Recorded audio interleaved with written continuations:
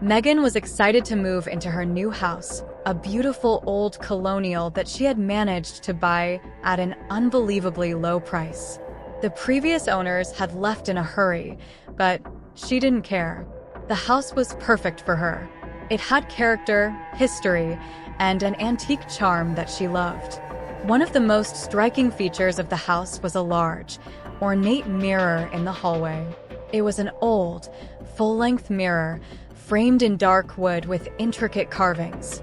Megan had always been fascinated by antique mirrors, so she was thrilled to have one as grand as this in her new home.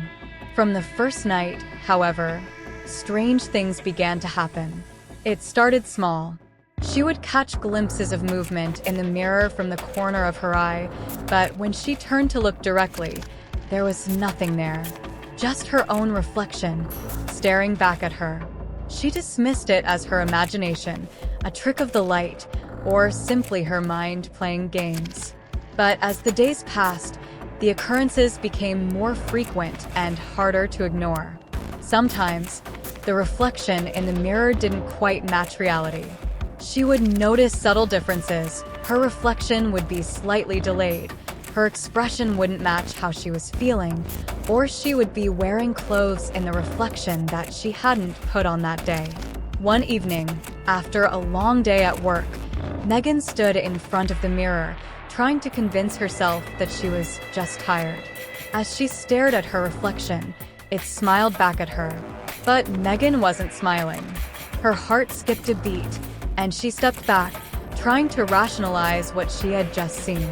The next day, she covered the mirror with a sheet, hoping that would put an end to whatever was happening. But it didn't. She started having nightmares, vivid, horrifying dreams where she was trapped inside the mirror, watching helplessly as a shadowy figure took her place in the real world. The figure would walk around her house, living her life, but it was wrong. Its movements were unnatural. Its face twisted in a sinister grin. Megan woke up in a cold sweat night after night, terrified to even look at the mirror. But no matter how much she tried to avoid it, she felt its presence looming in the hallway, drawing her closer. One night, she couldn't take it anymore. Determined to confront whatever was tormenting her, she tore the sheet off the mirror and stood before it, her hands shaking. This time, the reflection didn't match her at all. The figure in the mirror wasn't her. It was something else, something dark and malevolent. Its eyes were hollow, its skin pale and cracked, like old porcelain. Slowly, the figure began to move, pressing its hands against the glass as if trying to push through. Megan backed away in horror as she realized that the reflection wasn't just a reflection, it was a gateway. With a sickening crack, the glass began to splinter, and the figure's hand reached out from the mirror, grasping at the air. Megan screamed and turned to run, but it was too late. The hand seized her wrist with a grip like ice, pulling her towards the mirror. She fought desperately, but the more she struggled, the stronger the pull became. As she was dragged towards the mirror, she could see her reflection, the real her, on the other side, pounding against the glass, eyes wide with terror. The dark figure was now fully in her world, smiling that twisted smile as it pulled her through the mirror and into the darkness beyond. Megan's last conscious thought was of cold, suffocating darkness, the feeling of being trapped in a place where no light could reach. And then, silence. The next morning, a friend came to check on Megan after she hadn't answered her phone. The house was quiet, everything in its place. The friend called out for Megan, but there was no answer. She noticed the mirror in the hallway, now completely uncovered. Curious, she stepped closer and looked into it. There, she saw Megan standing in the reflection, but something wasn't right. Megan's eyes were dark and empty, her smile too wide, too forced. The friend shivered, feeling a chill run down her spine, and quickly looked away. She never saw Megan again, and eventually, the house was put back on the market, sold to another unsuspecting buyer. The mirror remained, waiting patiently for its next victim, while Megan, trapped on the other side, watched helplessly as the dark figure continued to live her life.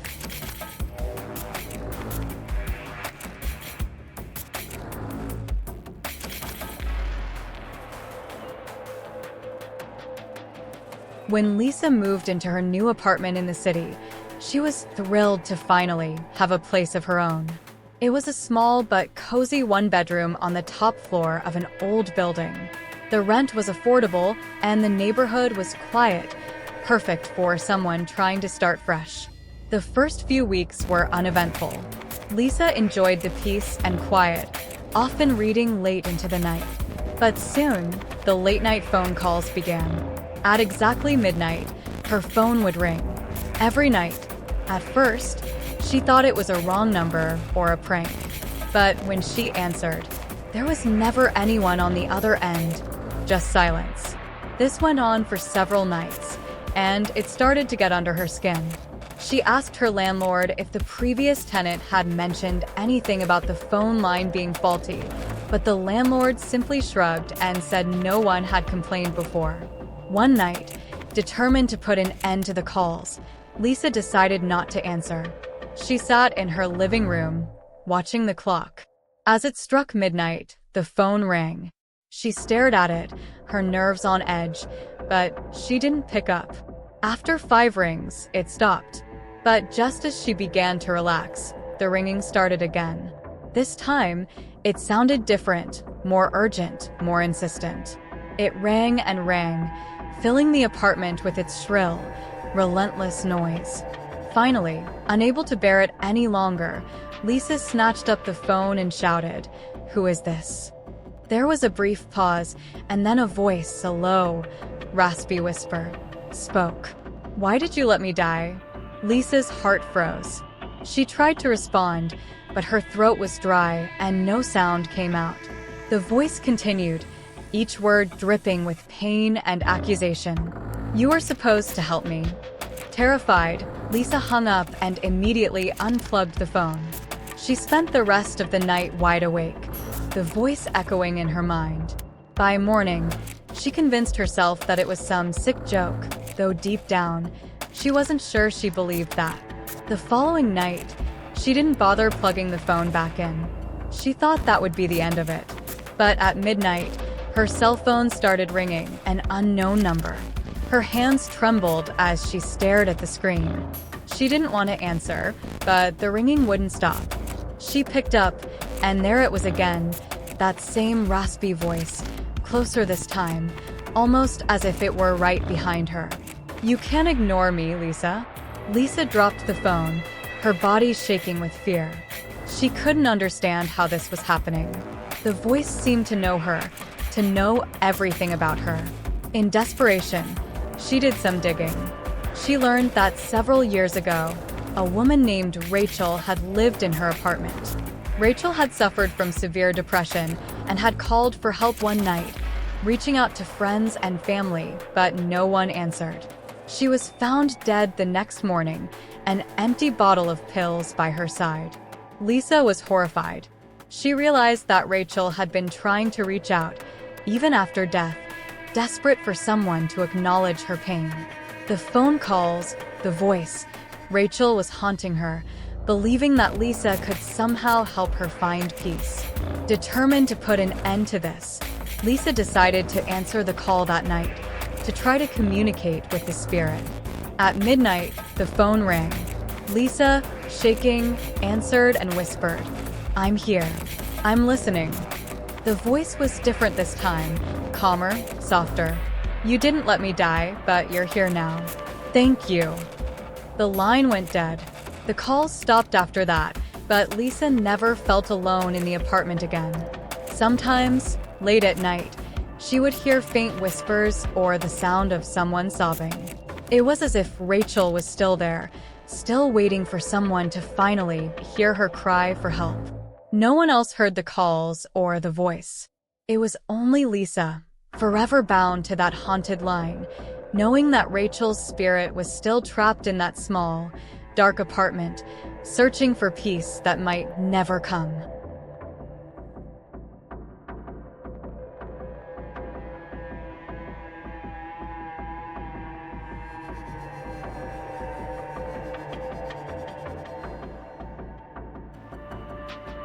Emily and her husband, James, had just moved into an old Victorian house in a small, quiet town. The house was a bit rundown, but they loved its charm and planned to restore it to its former glory. The neighbors were friendly, and everyone seemed to know each other. The couple was excited to start their new life. But from the very first night, Emily had trouble sleeping. She kept hearing faint, scratching noises coming from inside the walls.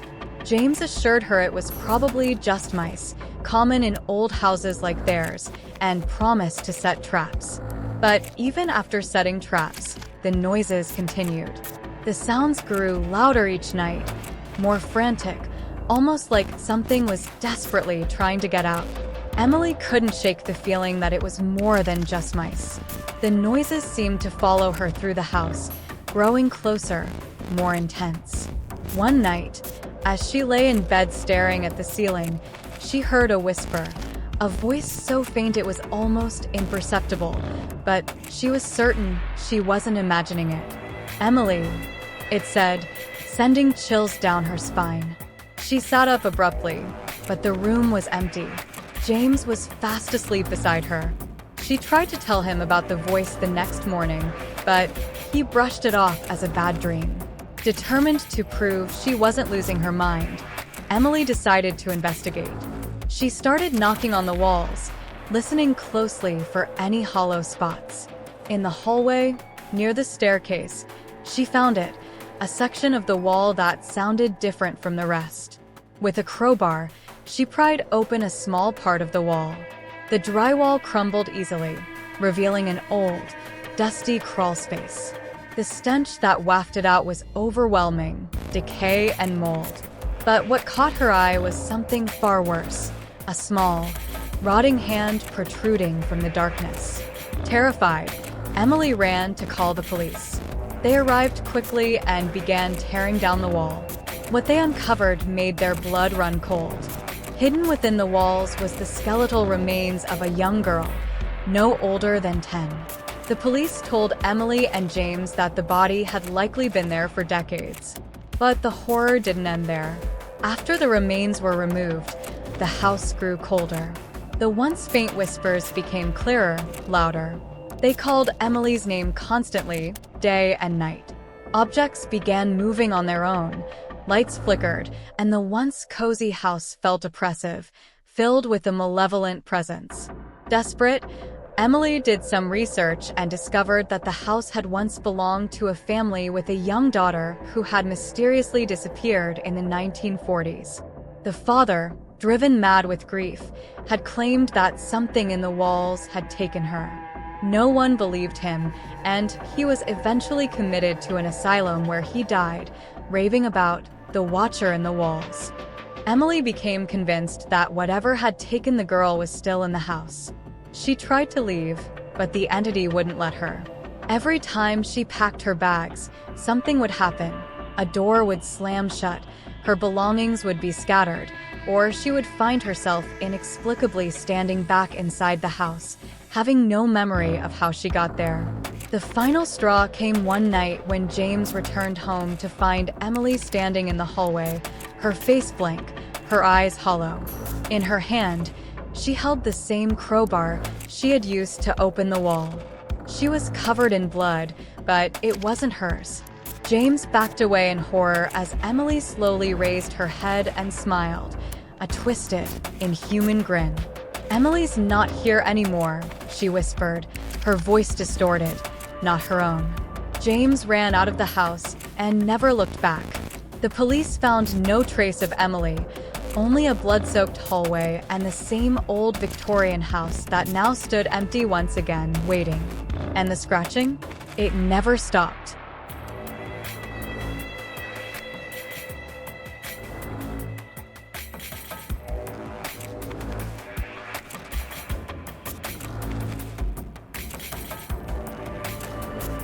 There was a legend in the town that the old mansion on the outskirts was cursed. No one truly believed the stories, but over time, people began avoiding the place. Once the home of the wealthiest family in the village, the mansion was now left to decay. Despite its aged and abandoned appearance, strange noises would often be heard from within. One day, a young researcher named Michael decided to uncover the mystery of this haunted house. His research focused on haunted locations, and he had heard many unsettling things about this mansion. Determined, Michael planned to spend a weekend there, armed with a flashlight and an old camera to document his findings. The house was filled with ancient furniture, dust-covered paintings, and a broken clock that had long since stopped ticking. But one thing was missing: the noises. At first, Michael thought the house wasn't as terrifying as the rumors suggested. That was until late at night, when he heard a faint tapping sound coming from a room on the second floor. Curious, he followed the sound, which grew louder with each step. The noise led him to a room at the end of a narrow hallway. The door was slightly ajar, and as Michael pushed it open, the tapping abruptly stopped. The room was completely empty, except for an old, worn-out chair in the middle. Michael shined his flashlight around, but there was nothing else of note. No windows, no other furniture, just 4 bare walls. He stepped inside, and as soon as he did, the door slammed shut behind him with a deafening bang. Michael spun around, trying to open the door, but it was locked tight. Panic began to set in. He banged on the door, shouted for help, but there was no response. Suddenly, the room was filled with an intense, oppressive silence. Michael's heart raced as he realized that the room itself felt wrong, as if it were alive, watching him. In the corner of his eye, Michael noticed something strange. The shadows on the walls began to shift, forming the vague outline of a figure. The figure grew more distinct, taking on the appearance of a tall, gaunt man with hollow eyes. The man's mouth twisted into a sinister grin as he raised a bony finger and pointed at Michael. A cold dread washed over Michael as the figure began to move towards him. The air grew thick, making it hard to breathe. Michael backed up until he hit the wall, his heart pounding in his chest. He tried to scream, but no sound came out. The figure reached out, its hand passing through Michael's chest, and he felt an icy coldness seep into his very soul. In an instant, everything went black. When Michael awoke, he found himself lying on the floor of the same room, but the figure was gone. The door was wide open, and the morning light streamed in through a window that hadn't been there before. Shaken, Michael scrambled to his feet and rushed out of the house, vowing never to return. But as he reached the edge of the property, he realized something horrifying: his reflection in a broken mirror on the wall. The man with the hollow eyes and twisted grin stared back at him. Michael was no longer himself. He had become the very thing he had sought to uncover. And now, he was the one trapped in the silent room, waiting for the next curious soul to take his place.